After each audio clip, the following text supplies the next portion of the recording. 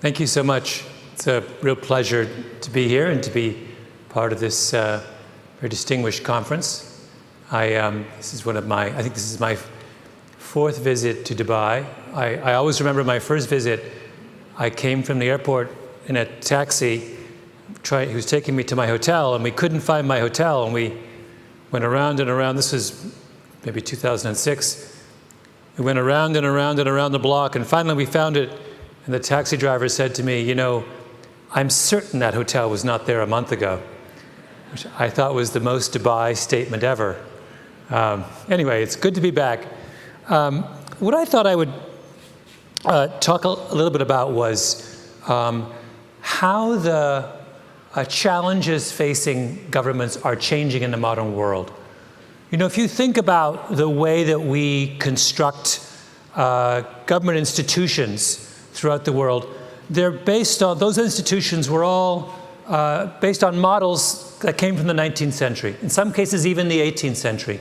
And the expectations we have about government were also set in the 18th and 19th century. We expected our government to provide security for us, to develop and enforce the rule of law, and to insure us against various kinds of problems, disasters, unforeseen events. That is a set of expectations that have remained in place now for nearly 200 years. But what I would like to argue this morning is that there has been very recently a dramatic shift in the nature of what people want and need from their government. And this shift, in fact, doesn't just affect the way the governments are structured, it also affects the way that many different professions are structured throughout the world. And that one of the great challenges that faces governments and professions, anyone who has to deal with the public, is coming to terms with the nature of this dramatic shift. And I thought the best way to explain this is to use a paradigm, a really interesting theory that comes from a man named Gregory Treverton, who is a very senior intelligence official in the United States, a real intellectual when it comes to national security, who wrote a very famous essay about 10 years ago, where he made a distinction between what he called puzzles and mysteries. Now, what did he mean by that? Well, if you think back to the most serious foreign policy crisis of the Cold War era, it may well have been the Cuban Missile Crisis. And if you remember in your history, the Cuban Missile Crisis takes place in the summer of 1962, when the American government notices that a number of ships from the Soviet Union, 38 ships in all, have sailed from Russia to Cuba and unloaded some mysterious cargo. And they begin to get very alarmed about what that mysterious cargo is. So the CIA sends a series of spy planes, this is before the age of drones and satellites, a series of spy planes to fly over Cuba. They take 1,000 pictures, they bring those pictures back to Washington, D.C., they develop them, and they see, lo and behold, the cargo, the mysterious cargo on these Soviet ships are medium-range, nuclear-tipped ballistic missiles aimed directly at the United States. That is what set in motion the Cuban Missile Crisis. The United States demanded that the Soviet Union remove those missiles, and in the ensuing showdown, the world came as close as it's ever come to blowing itself up. Now, think about that problem from the CIA's perspective. They knew that they had an enemy who harbored some kind of untoward, evil intentions towards them. How did they resolve that question? They went out, they gathered information, and that information pointed directly to a course of action, right? Now, compare that to the signature foreign policy crisis of our era when it comes to the United States. The American public would say that the most serious foreign policy crisis of the last generation was 9/11. 9/11 begins the same way. The US intelligence establishment is concerned that their enemy, Al-Qaeda, harbors some kind of evil intention towards them. But the way that crisis unfolds is very different. In the case of the Cuban Missile Crisis, the response was to go out and gather more information. Right? In the case of 9/11, the task of facing the CIA was to make sense of the information they already had. Right? They already knew that something was up for the fall of 2001. They knew that it involved aircraft. They'd already captured some al-Qaeda operatives inside the United States. They knew that it was supposed to be something big and dramatic. I mean, I could go on and on. They found someone who was taking pictures in the Boston airport in the summer of 2001. They arrested someone at a flight training school in Arizona in the summer of 2001.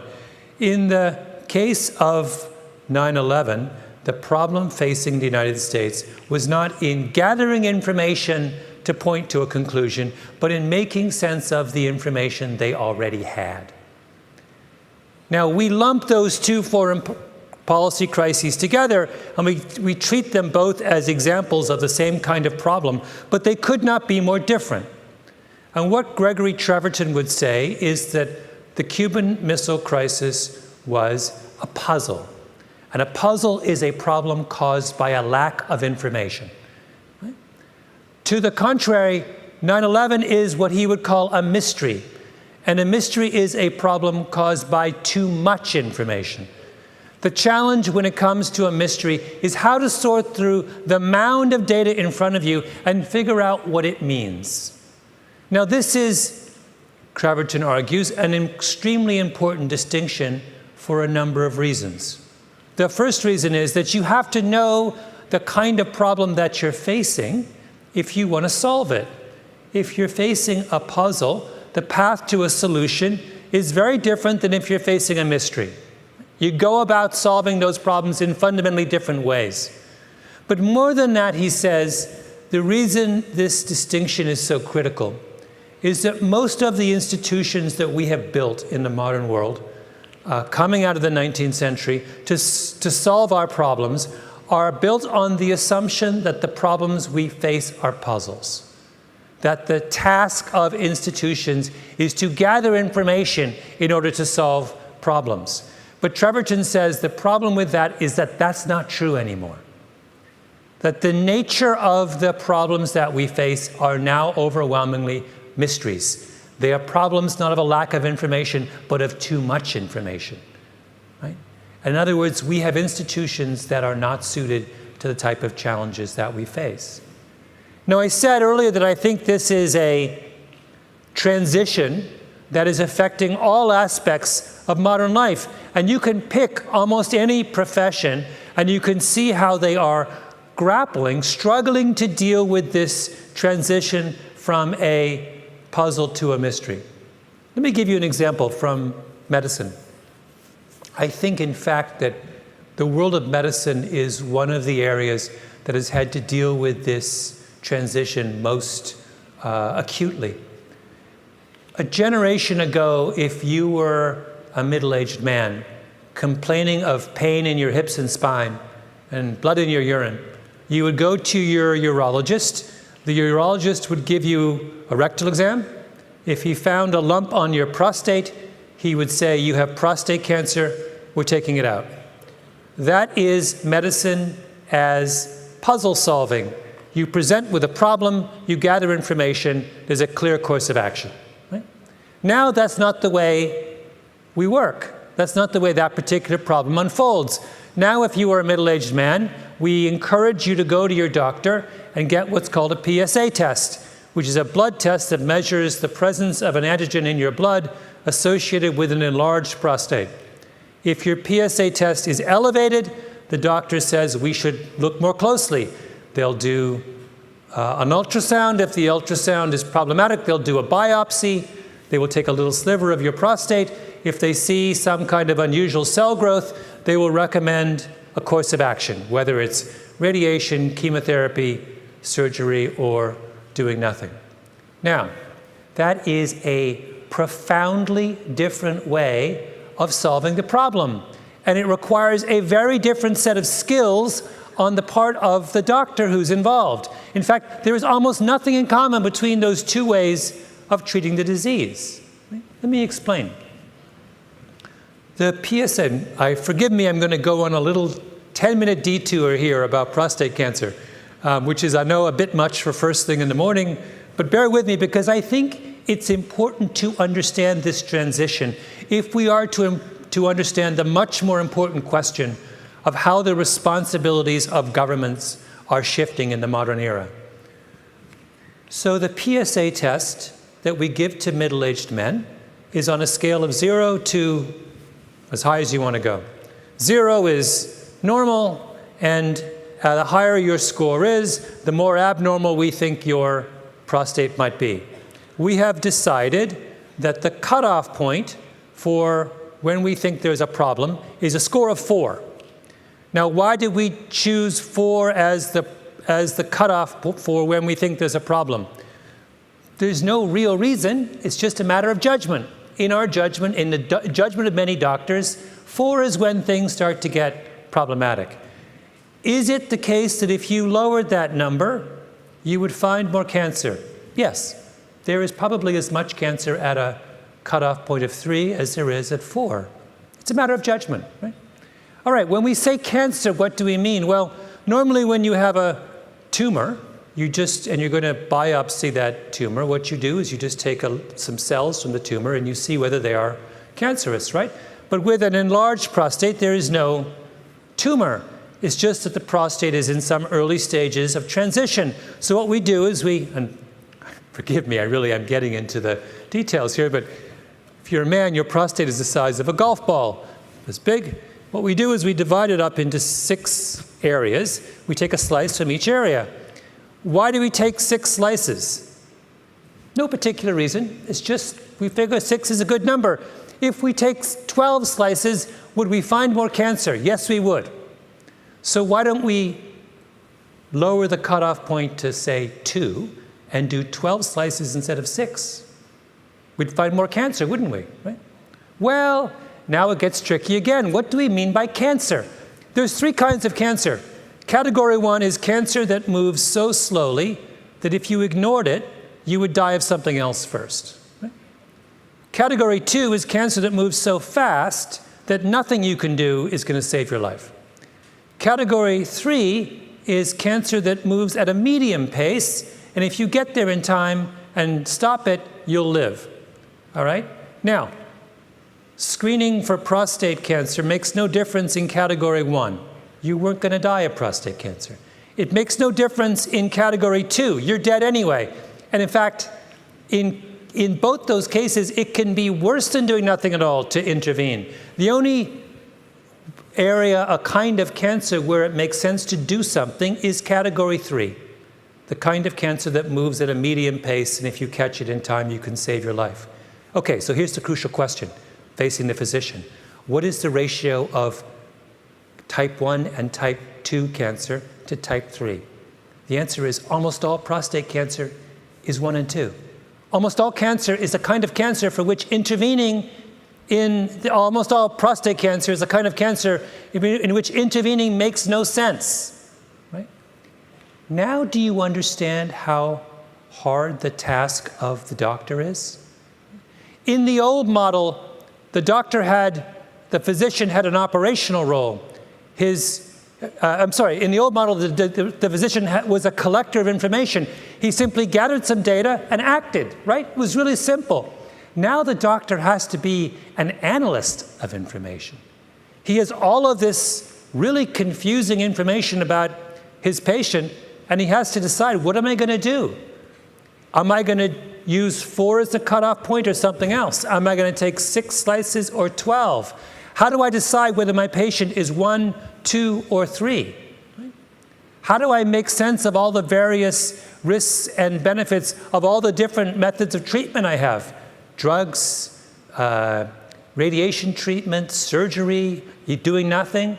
It has all of a sudden gone from a very straightforward procedure to a complicated, intellectually complicated procedure.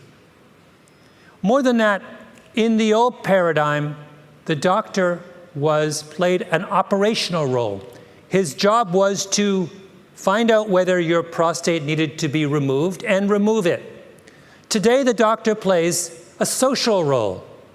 Today, the doctor has this primary responsibility is to communicate in a meaningful manner with his patient, right? To understand how his patient feels about what the most appropriate course of action is. So if you're a man, your risk of having prostate cancer is your age. I am 54 years old. I have a 54% chance of having prostate cancer. I happen to be someone who is so convinced that most prostate cancer is category 1 and 2 that I don't care. And I'm never going to have my prostate checked, ever. I'm completely unmoved by all this. There's a statistic that says that we treat 100 men for prostate cancer in order to save one life. I look at that and say it's not worth it. Now, there could be another man in this audience who hears those same statistics and says, I absolutely want to get my prostate checked tomorrow, right? I'm not right and they're not wrong and they're not wrong and I'm not right. It's just different perspectives on how to deal and live with risk. If you're a doctor, you need to understand what your patient feels, what their attitude towards risk is, how they want to live their life. Do they want to ignore risks or do they want to confront them head on? And somehow have those kinds of complicated conversations with a patient and come up with a solution that is most appropriate for them. That is what medicine as mystery solving looks like. And it has nothing in common with the way that medicine has been practiced for hundreds of years up to this point. In fact, I would venture to say that there are very few doctors today who were educated during their time in medical school into how to handle the much more difficult and complicated social questions of modern medicine. Rather, they were educated and trained in the old model of medicine as puzzle solving. Now, I think that exact same shift is what is facing governments. That we have built a series of government institutions around the world that are premised on the notion that the problems that we face are puzzles.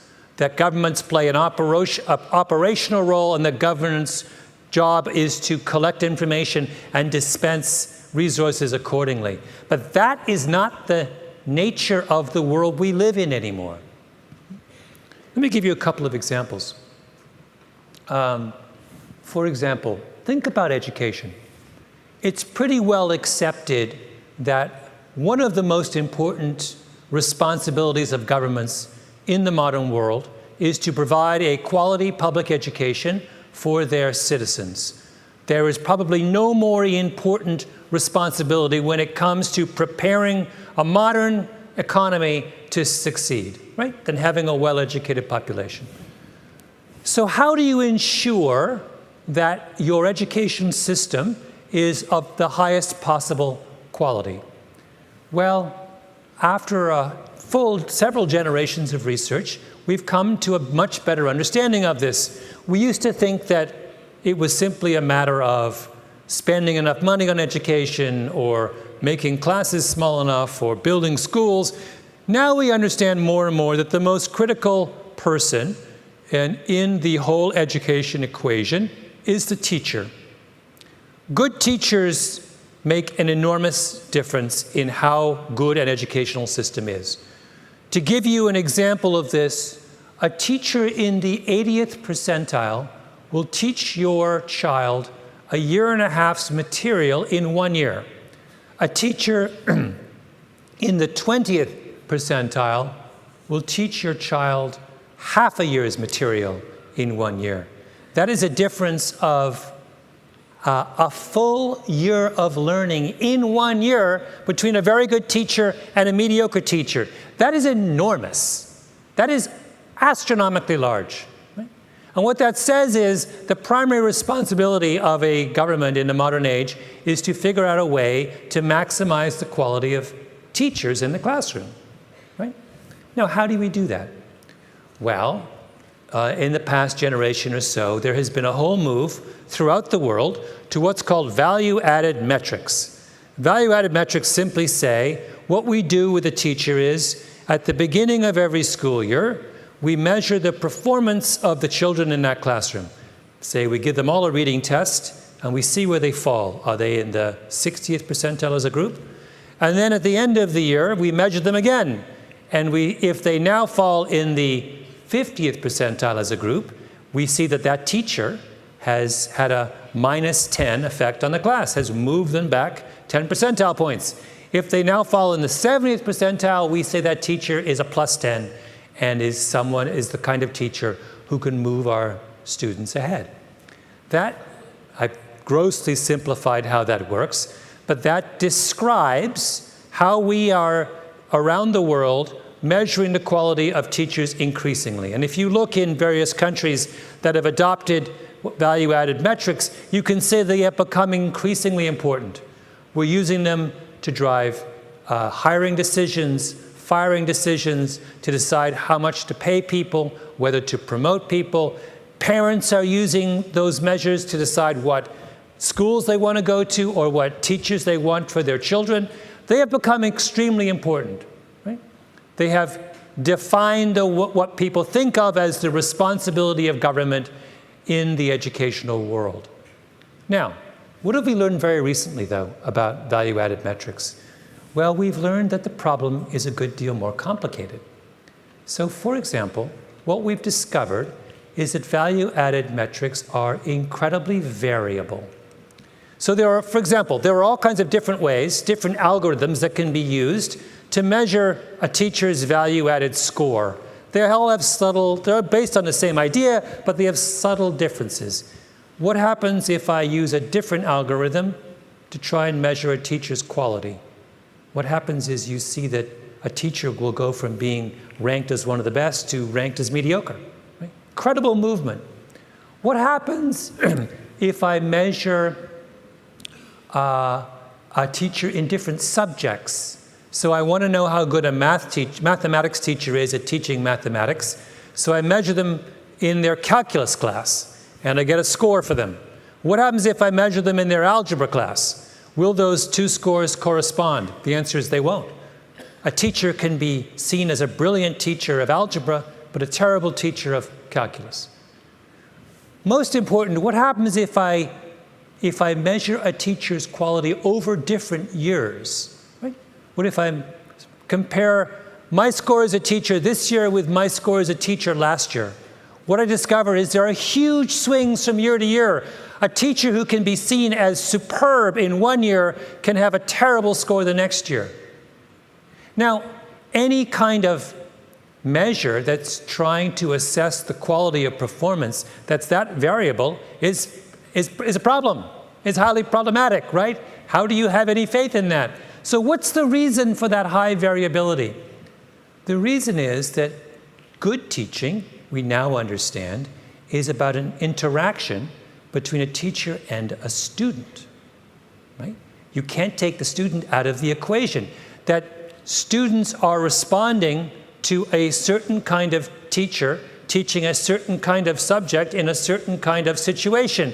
The reason that teachers can have scores that are really high one year and really low the next is that their students have changed.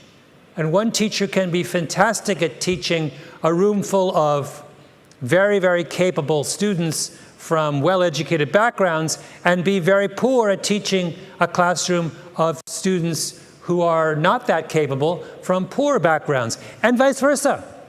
Some teachers can be fantastic at teaching poor students and not very good at teaching highly capable students. Now think about what that fact means for the role of government. It used to be the case that if you were trying to build a quality educational system, you were solving a puzzle. You were just deciding, where do I spend resources? And you would collect information about teachers and you would say, oh, I need to hire that person and fire that person. Now that we understand, though, that good teaching is about an interaction between a teacher and a particular pupil, the task of managing and creating an effective school has gotten an order of magnitude harder. All of a sudden now we are faced with a much more complicated task. We have to simultaneously measure the quality of teachers and the quality of students. We have to figure out how they intersect, and then we have to arrange schools such that there is the best possible fit between the person at the front of the classroom and the person in the classroom. That is not easy. That requires negotiations with teachers, with parents, constant monitoring of students. More than that, it requires that we shift from thinking about students as groups to thinking about students as individuals. It requires that the educational system no longer think about serving a classroom of students, but it requires the educational system to start saying, how does this student differ from that student, and relate to this teacher or that teacher or that teacher? When you understand the problem of education as a mystery, you understand that the role of the government has profoundly changed. They are now in the business of providing individualized, personalized solutions and not group solutions. Let me give you another example of this particular shift. There was a really interesting paper that came out a couple weeks ago by a group of public health experts at the Bloomberg School and University of Johns Hopkins University in the United States. And they were looking at life expectancy. And they made the observation, they were comparing life expectancy gains in every decade since the 1950s, all around the world. And they observed that in the 1950s and 1960s, there were huge increases in life expectancy in virtually every country in the world. But since then, over the last 20 years or so, those gains have slowed dramatically, and even in some cases have gone into reverse. Now the question is, why is this happening? Well, you might say, well, it makes sense, because now that we've raised average life expectancy so high, we're now coming up against the natural biological limits of the human lifespan. You would expect the gains to slow. And that's true in part, but then the researchers point out that the biggest slowdown in life expectancy increases are in the countries that have the lowest life expectancy, right? The group of countries that have life expectancy of below 51 years are the ones who've seen the biggest slowdown. That has nothing to do with natural biological limits to how long you can live, right? That's a whole different problem. Okay, you might say, well, maybe this is simply a statistical consequence of this very unusual thing that happened in the world in the 1980s and 1990s, which was the AIDS epidemic, right? And they say, the researchers say, yes, that's true, but turns out that even in countries that largely escaped the brunt of the AIDS epidemic, we see the same pattern, right? So it's not the AIDS epidemic. Then you might say, well, maybe it's because in the last 20 or 30 years, we have been spending less and less on healthcare. Totally not true. We've been spending more and more. What about, maybe it's the case that in the last 20 years, we have had a real slowdown in medical innovation. Right? Not true. The opposite is true. The last 20 years have been a golden age of medical innovation. Right? So what's the reason for this puzzling change? It's one of the most disturbing facts about the modern world that all of a sudden the tremendous gains that we made in the post-war era are slowly coming to a halt, and in many cases being reversed. The answer is that the nature of the problem that we face when it comes to providing quality health care to our citizens has changed, right? In the 1950s, if you were trying to solve the problem of making your population healthier, it was a puzzle. What you needed to do was to provide more resources, buy more drugs, build more hospitals, hire more doctors. It was fairly straightforward. But now we're dealing with a problem that is a mystery. It's a good deal more complicated. And it's not caused by, in many cases, by a lack of resources. In many cases, it's caused by an excess of resources, right? Think about a problem, possibly one of the most serious medical healthcare problems facing the world today, which is diabetes. The problem that is exploding in every corner of the world. I think the number of diabetes deaths is expected to double around the world between now and 2030. And the cost of diabetes to healthcare systems, as I'm sure all of you know, is astronomical. This is the thing that's going to bankrupt us. What is diabetes caused by? It is caused by changes in lifestyle. It's brought about by affluence. It's about increasingly sedentary habits and increasingly rich diets that are causing people to have people's physiology to spiral out of control in ways we could never have imagined. And how do you solve the problem of diabetes being out of control? Well, you can make some inroads by spending more, by buying more drugs and hiring more physicians and building more hospitals. But fundamentally, the problem that you face is that you have to convince your population to change their lifestyle, to eat better and to exercise more. And that's not easy. That requires that you learn how to motivate people. That requires that you understand their psychology, that you speak to them from a position of credibility and trust, that you reach into their individual hearts and motivate them in ways that governments aren't used to doing.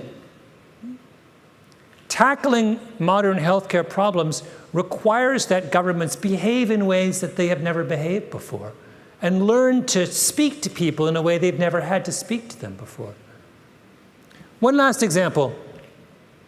Many of you remember last summer there was that cyber attack in Europe, the WannaCry cyber attack, which has the effect of shutting down the British healthcare service, crippling Federal Express's operations in Europe. It ended up affecting, I think, 300,000 computer systems in 150 countries. And in many cases, people were required to pay ransoms to get their systems up again, working again. You know, this is an example of something that is becoming increasingly common, right? This ransomware or whatever cyber attacks, whatever phrase we use to describe it. And what is interesting about it is that it represents a fundamentally novel kind of risk. We're used to the idea that somebody would go into a bank and rob that bank. We're used to the idea of theft that takes place on an individualized, case-by-case basis. This is structural theft. This is theft that affects an entire system across national boundaries. We've never really faced that kind of crime before, right? It's a completely unfamiliar kind of risk. Or think about what's going to take place in the coming decade when we move to autonomous vehicles. Virtually everyone considers the move to autonomous vehicles as inevitable, right? That's where we're all headed. And what autonomous vehicles will do is they will greatly reduce the amount of accidents that are due to human error, right? That's the great advantage. But they bring with them a new, completely novel kind of risk, and that is the risk that comes from some kind of third-party interference. Your car now becomes an object that can be hacked by an outsider, right? And if you want to be terrified, have a conversation with someone in the autonomous vehicle business about how they intend to defend against hacking threats to automobiles. And their answer is, we don't really know, right? We have an entirely new kind of risk on the horizon that we've not coped with before. Now, I could go down the list and talk about the number of novel risks that are lurking on the horizon in our world. Think about climate change. For millennia, we have dealt with the fact that the weather is highly variable, that we have droughts and floods, that we have hurricanes, that we have all kinds of ups and downs in the weather. And we've developed institutions to deal with them. Private insurance, public insurance. We have found a way to make the unpredictable predictable. And it's worked really well. But now we have climate change coming along, and climate change is a kind of unpredictability that we have never seen before, that we cannot properly model or account for, and which our institutions, our insurance institutions, don't know how to deal with. This is an entirely novel kind of risk, right? Now, Will we develop ways of dealing with these novel risks? I'm sure we will. But I think we all have to understand what kind of threat these sorts of novel risks face, right? Novel risks are profoundly upsetting and anxiety-producing for the public. You know, last year around the world, 1.25 million people died in automobile accidents. That is a terribly high number, and that is 1.25 million individual tragedies. But none of those automobile accidents caused fundamental breakdown in societies, right? Why? Because we've been dealing with the risks of automobiles for over 100 years. We understand why they happen, and we understand what we can do to prevent them. But all of a sudden, if you have a situation where someone hacks into a tractor trailer driving at 70 miles an hour down a highway and causes a 100-car pileup and 200 people die, that's a kind of risk we haven't seen before. And that's going to be profoundly terrifying. Similarly, if we wake up one day and Miami and Mumbai and countless other coastal cities are underwater, right? That is going to be, and millions of people are displaced and billions of dollars in real estate is lost. That is going to be profoundly upsetting to people in a way that we've never seen before. And what will that require of government? That will require that government play a very different role than it's had to play in the past.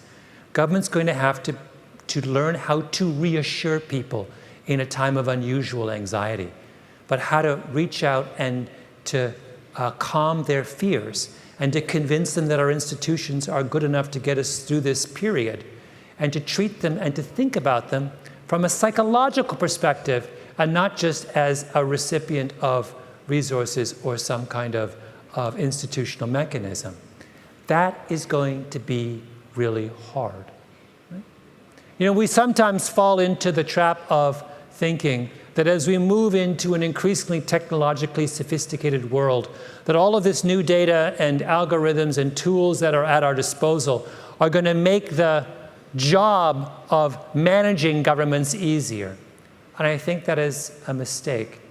That as we raise the sophistication of the tools and the data and the algorithms that surround us, we're going to have to simultaneously raise the sophistication of our social gifts in government.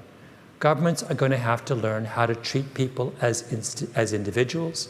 They're going to have to learn how to reassure people who are frightened, and they're going to have to learn how to motivate people to change their lives in meaningful ways. Right? That is the challenge that I think all governments around the world are going to face over the next generation. They're going to have to find a way to be more human. Thank you so much.